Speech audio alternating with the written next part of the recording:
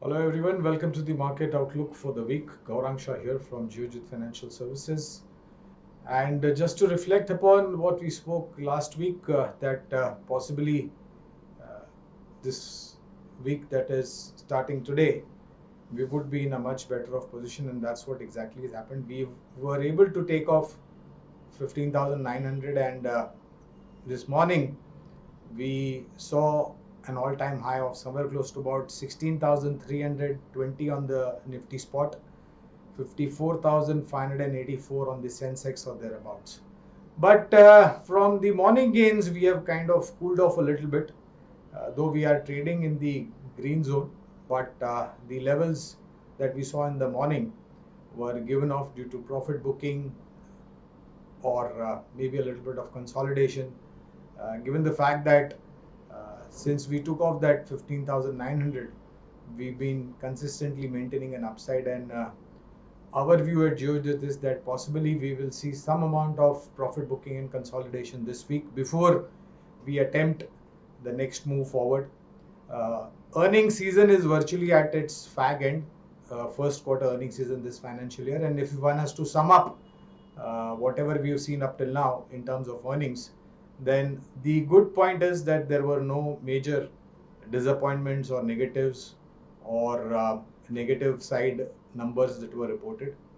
Uh, Bad part is that some sectors which are sensitive to these lockdown had its impact, be it the auto numbers or be it the multiplexes, hospitality industries, travel and tourism related stocks, etc. But given the optimism on the unlocking that is underway, and especially in the city of Mumbai, the chief minister has announced that starting 15th of August, that is coming Sunday, uh, fully vaccinated people would be allowed to travel on the local trains. So that's a positive, and one will have to possibly see how other states go ahead with the unlocking. And if this continues, and if the third wave is not as severe as one has anticipated, then I think the recovery should come sooner rather than later. On the crude oil front, there are some good news. As I speak to you, Brent is trading somewhere close to about $69 a barrel mark, and NYMEX is somewhere close to about $67 a barrel mark. So that's good news. And like I mentioned last time, if OPEC plus nations, the decision of increasing the production goes underway, then there is a possibility that you might see a little bit of more cooling off in the international crude oil prices, which is again positive for India because we remain to be a net importer of our energy requirement in form of crude oil. As far as rupee dollar equation is concerned, 74.15, 74.20, with a slight bit of weakness. And of course, we also saw the credit policy. We heard the Honorable RBI Governor. GDP growth rate of somewhere close to about 9.5 is something with optimism that I can speak. And of course, one thing that kind of lingers on in terms of a concern is the inflation. But given the positivity of the unlocking process, there is a there is an optimism in terms of the inflation number also cooling off. So friends, we spoke about last week. We spoke about cement as a sector. Then we spoke about specialty chemicals, and now if I have to possibly highlight one theme, depending upon that we don't have any serious third wave and the improvement in the earnings for the second, third quarter, fourth quarter, and the next financial year, then my sense is that banking and NBFC is something that one should possibly have a look at. Especially if you are a little bit of risk averse, my advice would be to look at some large and mid-sized private sector banks.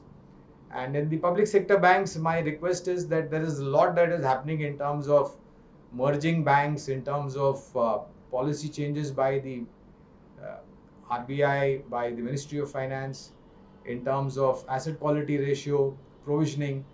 Then public sector banks, I think one or two banks is something that you could possibly look at. The rest we should possibly avoid unless we see any meaningful recovery. And the two banks that we as a brokerage house remain positive are State Bank of India and Bank of Baroda. Of course, the recovery might be a little bit slower compared to what we've seen in the other private sector banks. But taking it with a pinch of salt, I think stronger public sector banks like SBI and Bank of Baroda would tend to recover sooner compared to the other laggards in the public sector bank universe. But like I mentioned, if you are a little bit of risk averse, then I think private sector banks should be your first destination. Large cap and certain strong mid-sized private sector banks. And amongst the NBFCs, there are a whole host of names, starting with housing finance companies like HDFC Limited, LIC Housing Finance, Canfin Homes, then moving down to diversified financial companies like Bajaj Finance, Mahindra and Mahindra Financials, Chola Investments, Shriram Transport Finance, just to name a few, L&T Finance and Holding. I think these are the names that you should possibly reflect upon in this kind of a time. Because remember one thing, once the turnaround starts happening in the first and the third quarter, then there will be significant amount of recovery because of the pressure that was built up due to the moratorium related issues, due to the gross and net NPA levels a little bit elevated and the provisioning being high. So this time around, my sense is that banking and finance should be on your radar. And after spending some time consolidating in this zone, you remember one thing, from 15,400, 500 to 15,800, 900, we spent almost about more than a month or two in that particular zone. But once we got a breakout, look where we are. So I think a similar but a shorter time frame kind of consolidation is what we anticipate in the current scenario. 15,800, 16,000 worst case on the lower side Nifty spot. 16,400 to 16,500 in the near term is the higher end of the trajectory for the Nifty spot. And I think a broad consolidation should happen. Barring, of course, there is no negativity in terms of the global news flow.